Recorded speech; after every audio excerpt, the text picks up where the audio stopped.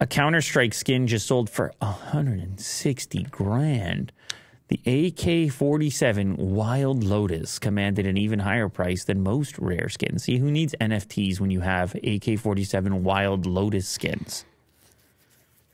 You don't. There's so many skins. Like most rare skins? Higher price than most rare skins. I don't know what that means. Video games, it already is more useful, I think, than NFTs because at least it provides a platform to show off what you have. That was the biggest issue with NFTs. When NFTs were booming, it was like, who's going to have the interface where people can even brag about what they got? In this case, this guy gets to walk around with the Wild Lotus. Factory new, by the way. In the game, and then people look at it and they say, damn, dude's got the Wild Lotus. Damn. And then gets killed. By the Wild Lotus. The powerful and reliable AK-47 is one of the most popular assault rifles in the world.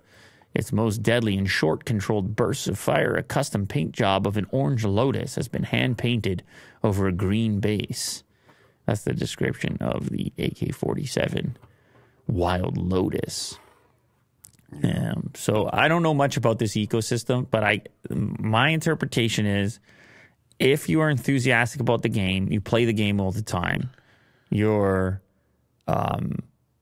you know, a lot of your life takes place in there, your social connections and so forth, and you got people, they buy expensive cars. Listen, I'm just trying to justify here. You got people, they drive around in nice cars, they chat to their friends, you like this car, your car, this car, and that car. Or the, in Dubai, the license plate.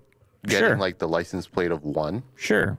I mean, there's value there. Of course, not all skins command such prices. Ordinary Wild Lotus skins typically sell for closer to a few $1,000s, and there are more expensive skins out there too. Last year, a player turned down an offer of nearly $1.3 million, citing that the offer was too low.